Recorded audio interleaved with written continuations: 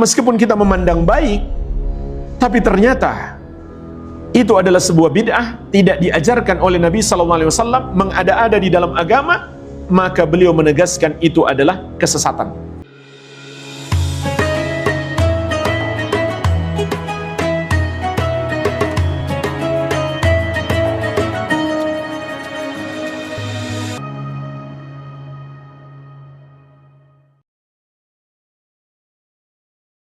Yang Allah tetapkan di dalam Al-Quran atau melalui lisan Rasulnya SAW, bukan dikembalikan kepada pendapat kita, pandangan kita, perasaan kita, bukan. Maka meskipun kita memandang baik, tapi ternyata itu adalah sebuah bid'ah, tidak diajarkan oleh Nabi SAW, mengada-ada di dalam agama, maka beliau menegaskan itu adalah kesesatan. Dan beliau juga bersabda, "Man ahdatsa fi amrina hadza ma laysa minhu fahuwa raddun." Barang siapa mengada-adakan, menambah-nambahkan sesuatu yang baru dalam agama kami ini yang tidak berasal darinya, maka itu tertolak. Beliau juga menegaskan, "Man amila amalan laisa alaihi amruna fahuwa raddun." Barang siapa mengerjakan satu amalan yang tidak ada padanya petunjuk dari kami, maka amalan tersebut tertolak. Maka wajib bagi seorang muslim meyakini setiap amalan yang tidak sesuai petunjuk Nabi Muhammad SAW itu pasti tertolak, tidak akan diterima oleh Allah Subhanahu wa taala. Jangan pernah kita ragu. Sampai ada orang yang mengatakan, kita lihat saja nanti di akhirat, diterima Allah atau ditolak. Subhanallah, apakah kita ragu kepada Nabi Muhammad SAW? Apa gunanya kita mengucapkan Asyhadu anna Muhammad Rasulullah kalau kita masih meragukan ucapan beliau? Wajib kita yakin setiap amalan yang tidak beliau contohkan itu akan tertolak. Maka itu berarti bukanlah sebuah kebaikan. Karena Nabi SAW juga mengatakan, Innallaha thayyibun la yaqbalu illa thayyiban. Sesungguhnya Allah itu maha baik, tidak menerima kecuali yang baik. Berarti yang Allah tolak itu adalah keburukan, meskipun perasaan kita menganggap itu adalah suatu kebaikan. Inilah jemaah sekalian, bahaya berbuat bid'ah di dalam agama. Seakan-akan menganggap agama ini belum sempurna, seakan-akan menuduh Nabi SAW tidak amanah sebagai seorang Rasul, dan juga menyebabkan amalan kita tersebut tertolak, tidak diterima oleh Allah Subhanahu wa ta'ala. Teman-teman sekalian, tolong lengkapi kalimatnya ya. Tidak setiap yang tidak ada contoh dari Rasul itu disebut bid'ah. Hati-hati. Ya, harus tuntas penjelasannya, jangan memberikan celah ya. Ingat, yang disebut bid'ah itu sesuatu yang tidak ada ketentuannya dari Rasul. Ketentuannya ada 4 sifatnya. 1, ada dalilnya, ada contohnya. Seperti sholat, jelas ya. Kedua, ada dalilnya, contohnya sementara, seperti kunut. Ya. Yang ketiga, ada dalilnya, cuma contohnya nggak ada. Awas, hati-hati. Jadi tidak setiap yang tidak ada contohnya itu disebut bid'ah. Sepanjang ada dalilnya, walaupun tidak ada contoh, sepanjang Nabi mengisyarat untuk mengerjakan itu boleh.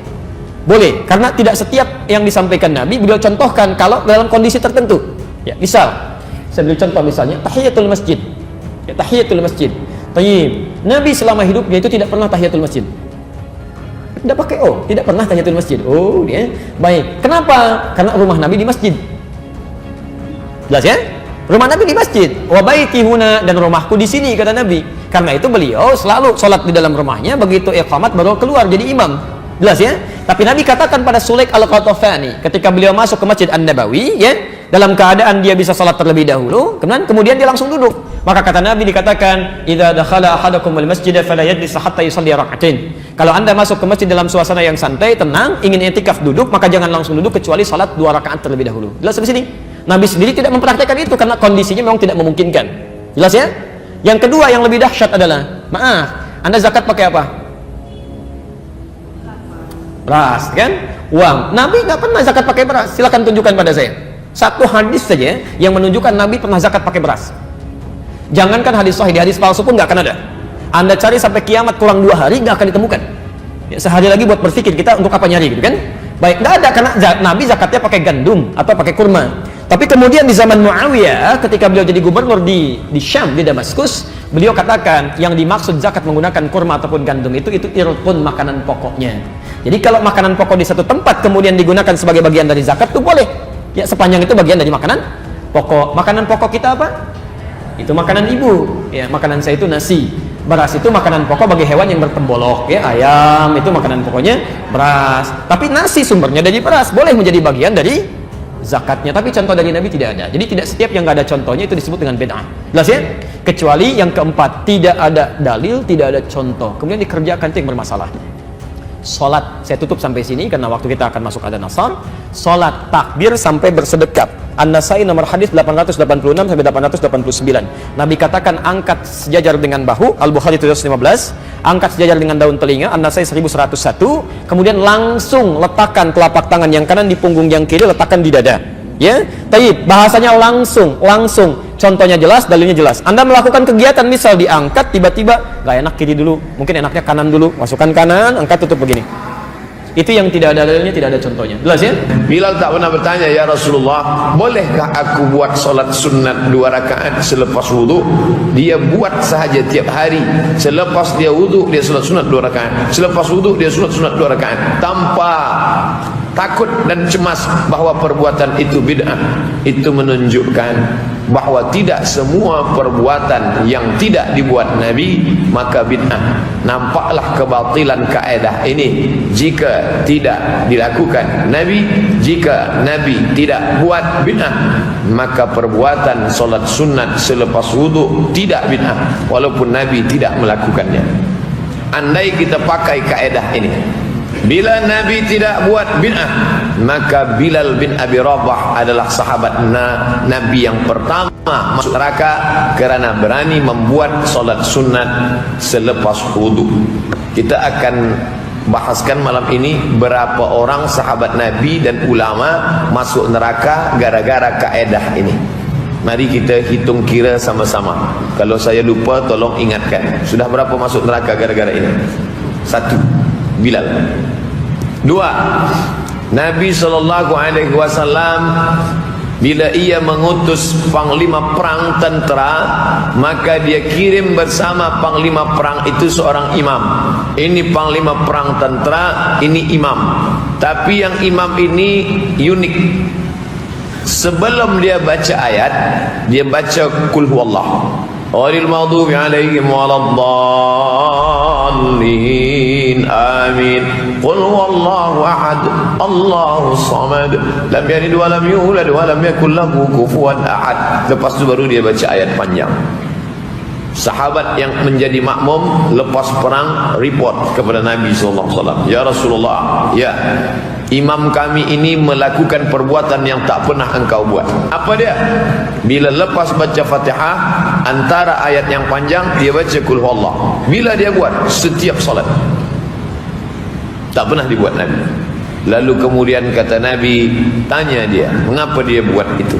Sahabat bertanya, Imam, ya, mengapa engkau baca Qul huwallah sebelum membaca ayat panjang? Apa jawab dia? Inni uhibbuhu, aku cinta kepada Qul huwallah. Ya Rasulullah, dia cinta kepada Qul huwallah. Apa kata Nabi?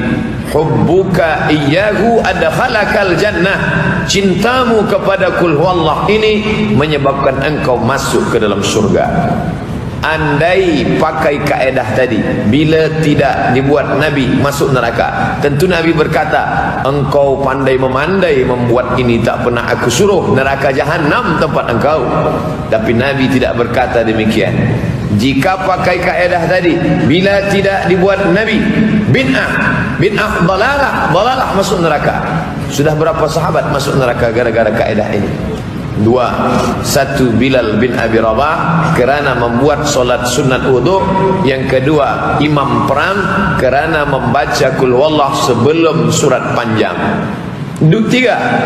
Ada seorang imam kebalikan dari imam yang pertama tadi. Bila imam yang pertama tadi dia baca Qul huwallah baru ayat, sekarang tidak, dia baca ayat panjang. Ya ayyuhalladzina amanu taqullaha haqqa tuqatih wa la tamutunna illa wa antum muslimun wa'tasimu bihablillahi jami'an wa la tafarraqu wadhkuru ni'matallahi 'alaikum id kuntum a'daa fa'allafa baina qulubikum fa'asbahtum bi ni'matihi ikhwana.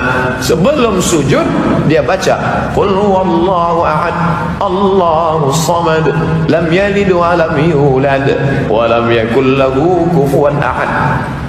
Sahabat yang lain sampaikan berita itu kepada Nabi. Ya Rasulullah, ya imam kami ini lain daripada yang lain. Apa dia buat?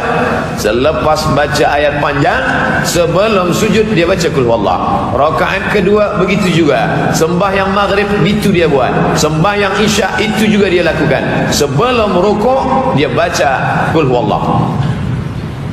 Tanya dia, mengapa dia lakukan itu? Jawaban sama, kerana aku cinta kepada qul huwallah. Maka kata Nabi SAW, cintamu kepada surah Al-Ikhlas memasukkan engkau ke dalam surganya Allah Subhanahu wa ta'ala. Ini semakin memperkuat kita yang biasa sembahyang ayatnya qul huwallah, qul huwallah. Apa makna? Bahawa banyak perbuatan yang tidak dibuat oleh Nabi SAW tidak serta-merta bahawa perbuatan itu bid'ah. Nanti saya akan bahaskan pendapat Imam Syafi'i rahimahullah terkait dengan perbuatan yang tidak dibuat Nabi, tidak disuruh Nabi, tidak dilakukan Nabi, tapi tidak bid'ah. Nah, perbedaan pandangan mengenai konsep bid'ah antara kelompok Wahabi dan ulama seperti Ustadz Adi Hidayat serta Ustadz Abdul Somad. Kelompok Wahabi cenderung menganggap semua praktik keagamaan yang tidak dicontohkan langsung oleh Nabi Muhammad sebagai bid'ah yang sesat. Sebaliknya, Ustadz Adi Hidayat dan Ustadz Abdul Somad menawarkan pendekatan yang lebih kontekstual dan moderat. Ustadz Adi Hidayat menekankan pentingnya memahami istilah bid'ah secara tepat. Dalam ceramahnya, beliau menjelaskan bahwa tidak semua hal baru dalam agama otomatis dianggap bid'ah sesat. Beliau menekankan perlunya membedakan antara inovasi yang bertentangan dengan prinsip-prinsip syariat dan inovasi yang mendukung tujuan syariat. Ustadz Adi Hidayat menyatakan bahwa semua umat Islam yang mengikuti metode pemahaman Al-Quran dan Sunnah dengan pendekatan para salafus syalih dapat disebut sebagai salafi. Beliau menekankan bahwa istilah salafi bukanlah label kelompok tertentu, melainkan pendekatan dalam memahami agama. Beliau juga mengkritik sikap sebagian pihak yang mudah memvonis praktik-praktik seperti kunut subuh atau mengeraskan bacaan basmalah sebagai bid'ah, padahal praktik tersebut memiliki dasar dalam madhab yang diakui. Ustadz Abdul Somad juga mengkritik pendekatan Wahabi yang menggeneralisasi semua hal baru sebagai bid'ah sesat. Beliau mengacu pada pandangan Imam Syafi'i yang membagi bid'ah menjadi dua, bid'ah hasanah dan bid'ah dolalah. Menurutnya, jika suatu amalan baru tidak bertentangan dengan Al-Quran dan Sunnah serta membawa kebaikan, maka dapat dikategorikan sebagai bid'ah hasanah. Nah, semuanya itulah pembahasan kali ini. Semoga apa yang disampaikan bisa memberikan kita manfaat dan pelajaran baru untuk kita semua. Sekian video kali ini, sampai jumpa di video berikutnya. Wassalamualaikum warahmatullahi wabarakatuh.